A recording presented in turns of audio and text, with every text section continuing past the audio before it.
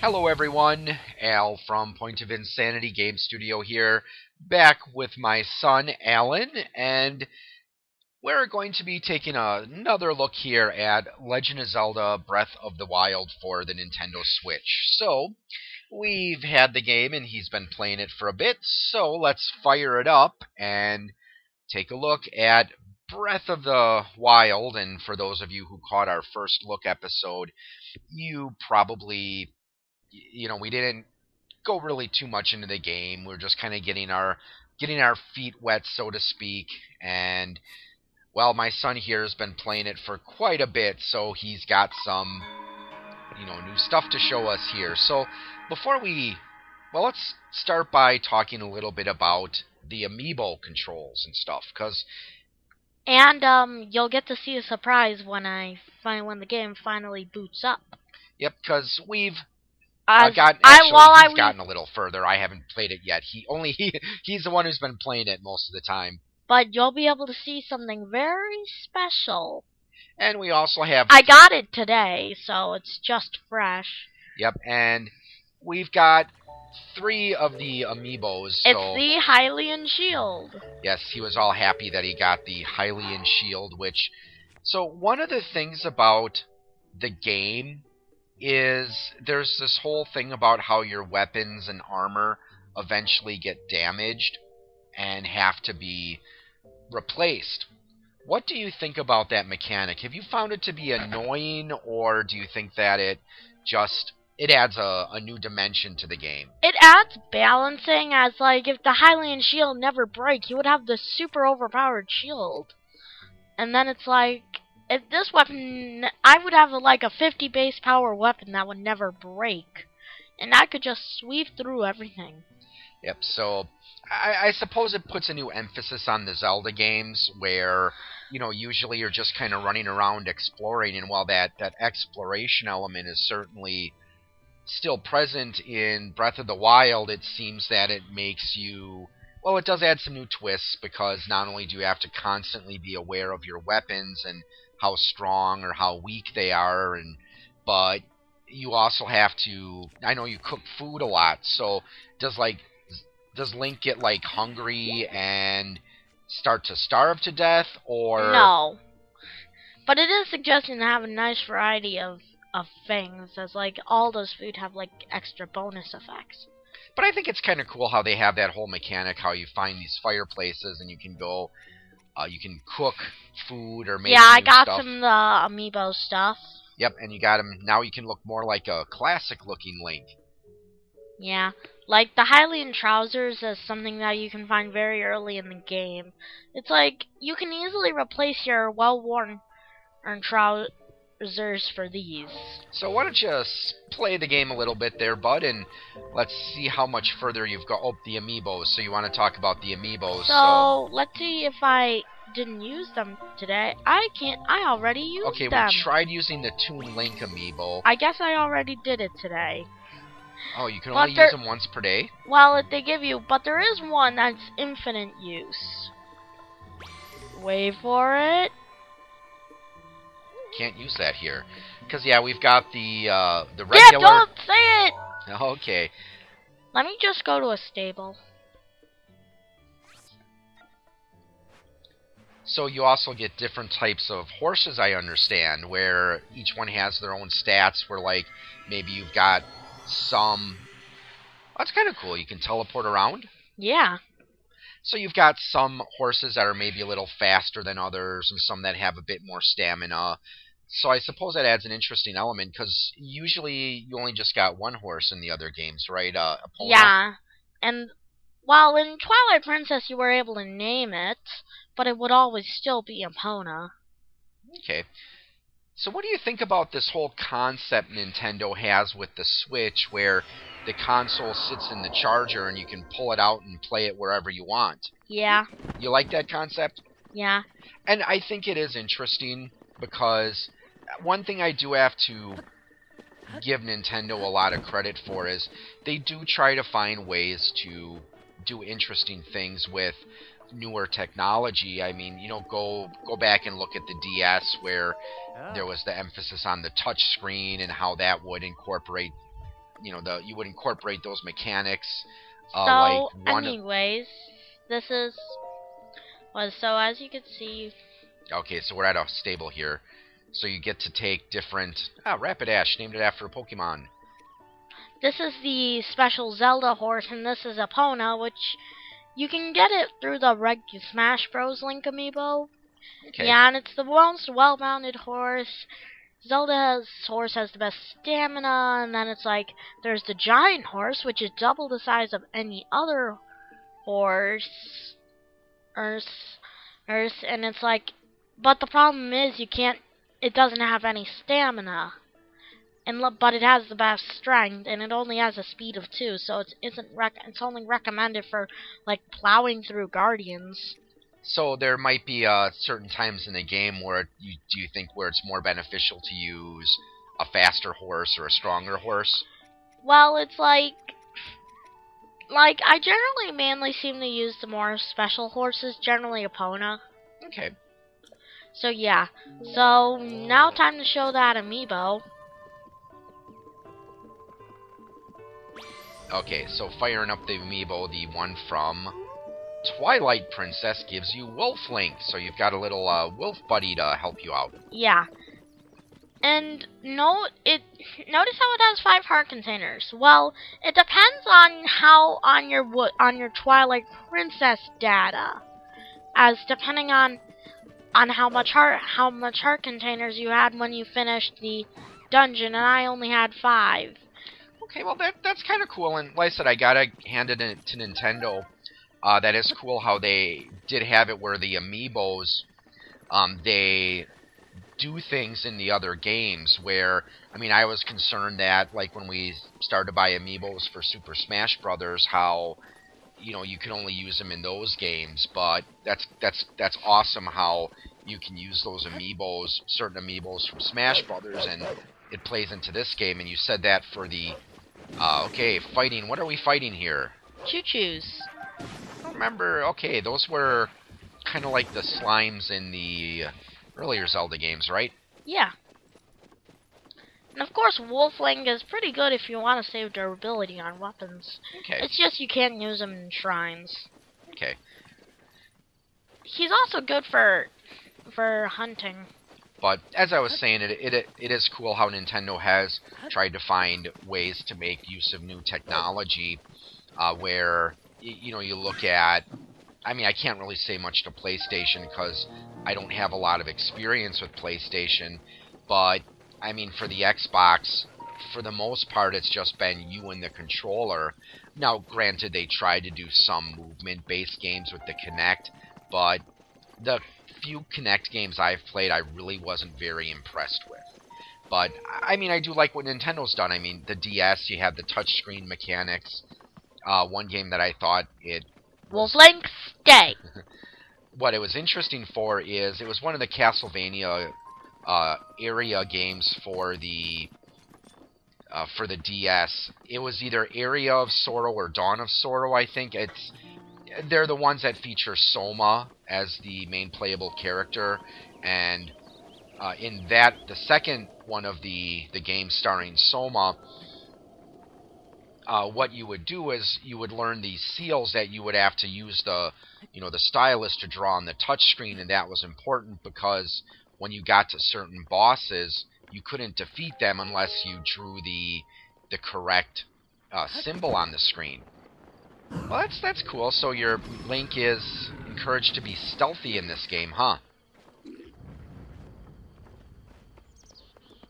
So that was kind of cool. I said, for those of you just listening to the audio instead of watching it, he had him climb up a tree, and then he could snipe the enemies there before gliding down. But you actually chose to just glide down and enter the fight. Yeah. So I take it that what you're doing is you're pretty much saving your better weapons for the boss battles and tougher enemies. Yeah. But then you look at like the Nintendo Wii, and they did some interesting things with the motion controls in those games. The Wii U with the tablet controller. We didn't really have many games that really utilized I can whistle that to call Wolfling. Okay. Wolfling, what are you doing? Oh! I thought you died. But that's cool how the Switch does give you that ability to either play Jumping the game over on fire. the console. Why don't you cook something just to kind of show the audience? Oh, you want to open the treasure chest Ooh. first. Soldier's Claymore. Oh, you got to drop some stuff, huh? Or just throw away that. He doesn't hold it up like he does with the in a lot of the other games. Whenever you got a new item, you would hold it up. Why are you shooting down a bunch of bees? They might attack you, dude.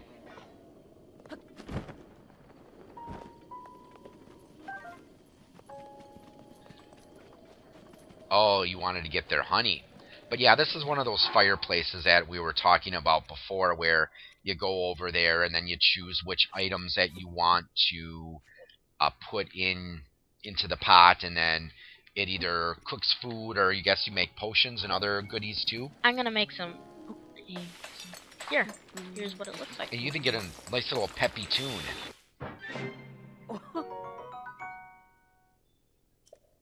And I like how he has that reaction where after he's done cooking, he does that, like, you're like, yes! What if, for example, if you cook an invalid ingredient, something else happens, so... So one thing that, I don't know how far you've gotten where you notice this, but there's the temperature gauge. Yeah. Where Link has to be, you have to be careful with what you're wearing, because... Well, I can show that off later, but I'm gonna cook this.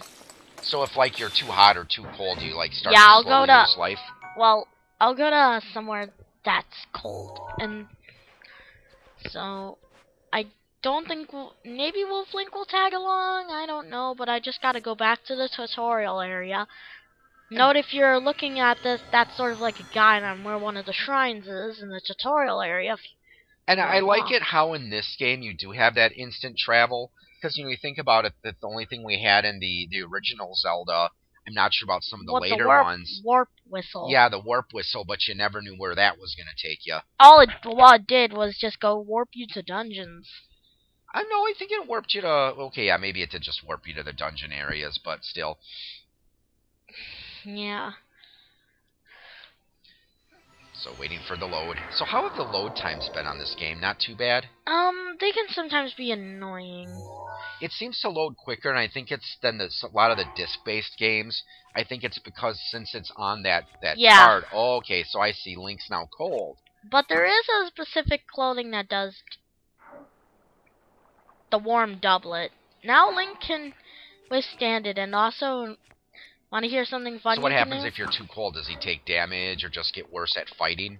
He'll take damage. But okay. Want to hear something fun you can do? Oh, yes. Snowboarding on your shield. I wonder if they're going to turn that into a mini game. Oops. Oh, you died, but you looked really cool doing it. Face palm. You know, Link, the object of doing that kind of stuff is to not land face first. Yeah, I've collected 5 more heart containers, and it actually with mainly 3 with gear that has 3 for protection, and that's how you can survive a guardian shot, but you'll only live with 1/4 of a heart. So the guardians are pretty powerful in this game, huh? Huh?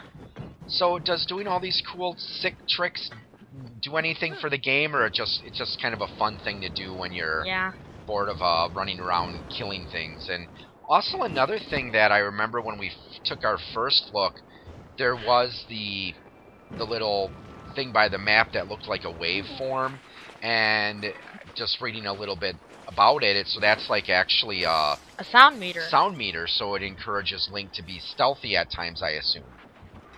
Look at how far the Z target went. Yeah. If you're really bored, just go to Mount Hylia and constantly shield serve.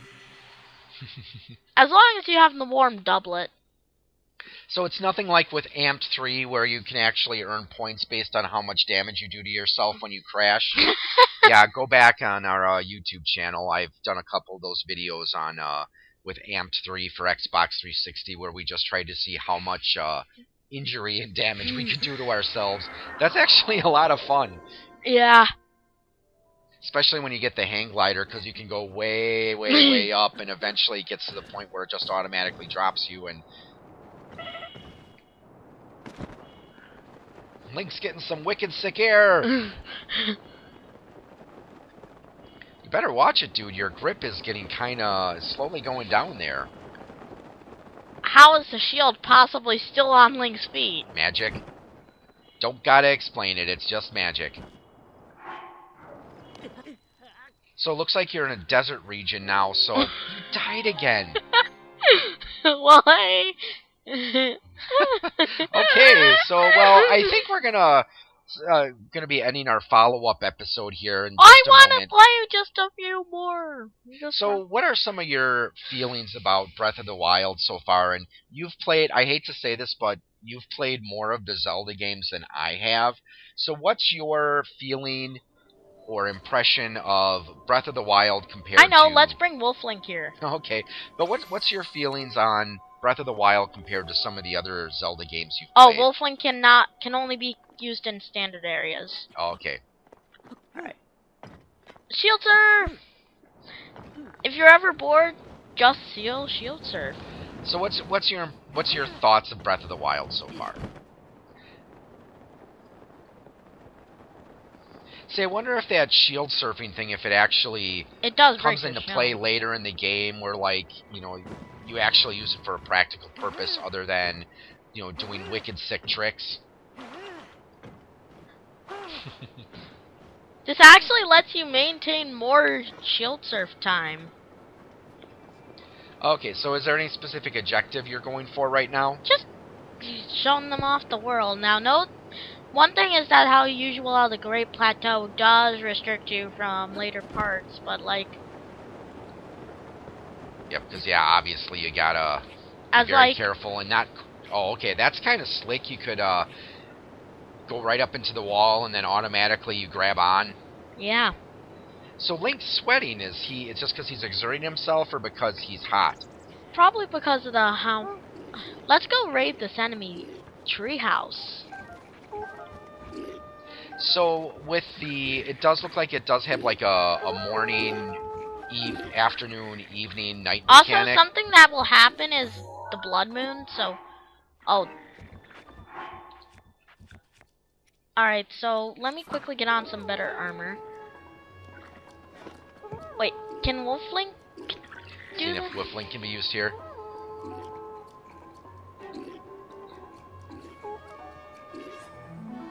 Trying to use Wolflink. Why am I trying to spawn him at a plant? I don't know. Why are you trying to spawn him on a plant? You know more about this game than I do. There's Wolflink.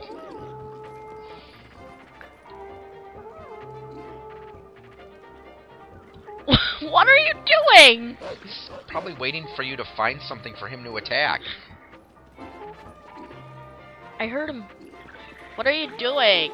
He's trying so hard. How are we supposed to get up there? Probably climb. Well, why climb up there? You can just shoot him with your bow.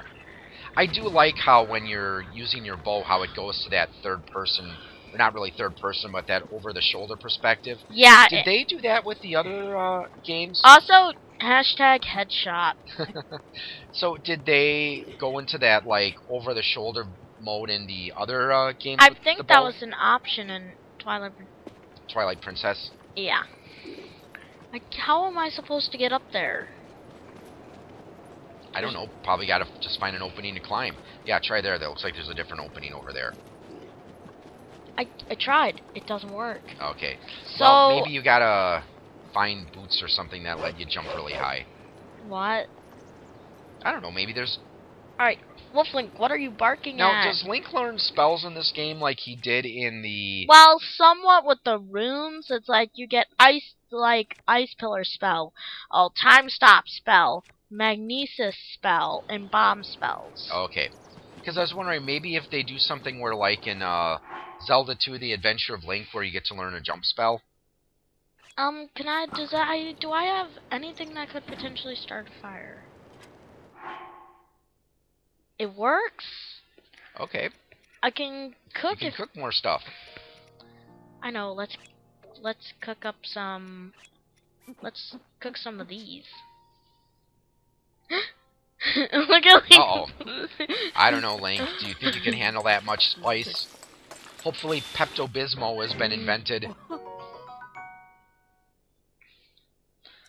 spicy sautéed peppers. Does that sound good? To me, it does. You're not really a hot pepper kind of guy.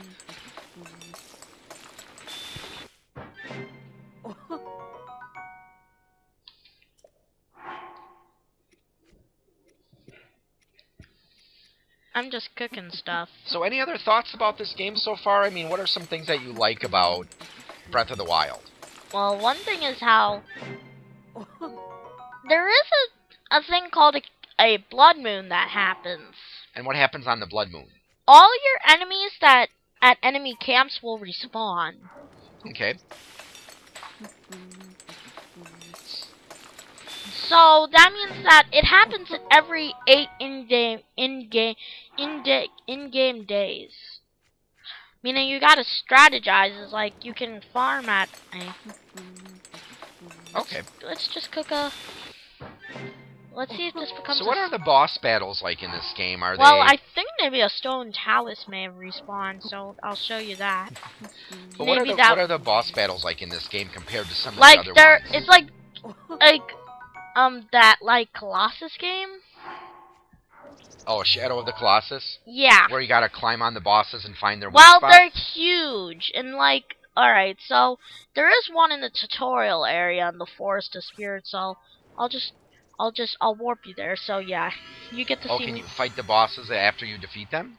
I think they actually respawn every Blood Moon cycle. Okay. So we'll end up on that, but we'll talk about Legend of Zelda as we do that. Okay.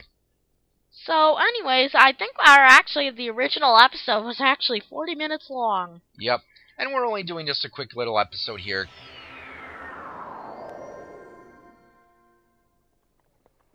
But I wonder if now, come on, it's okay to subscribe. It's okay to press the subscribe button and Yes, like click and that comment. like and subscribe button. I know we don't do videos very often, and a lot of that is just because primarily I'm more into podcasting than actually making the online videos. And one thing I think, I mean, videos like what we're doing now really aren't that difficult because it's just, okay, playing the game and commentating them. But, I mean, it really, when you try making your own YouTube videos, it gives you a new sense of respect for what some of those content creators out there, like the Angry Video Game Nerd or Nerd or Pro Jared or Matt Pat, some of the videos Bull, they make. you're not going to attack me. I'll shoot you with an arrow.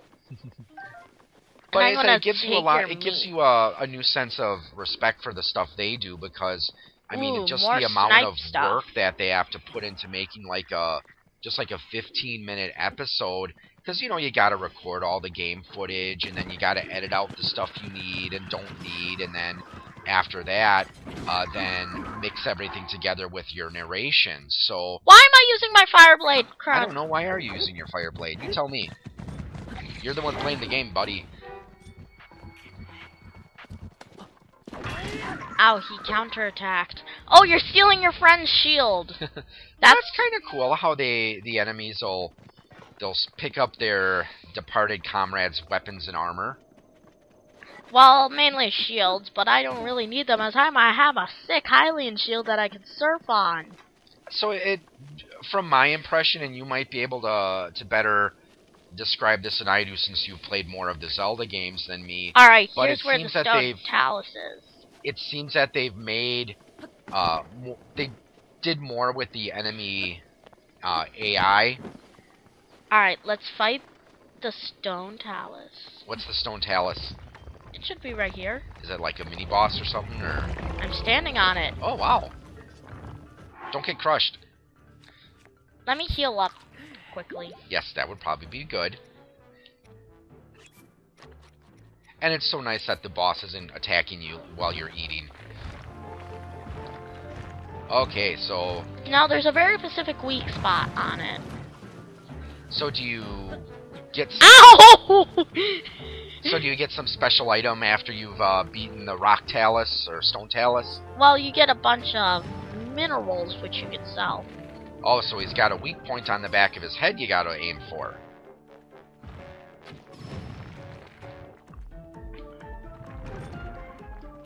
Okay, this thing isn't very bright, is it?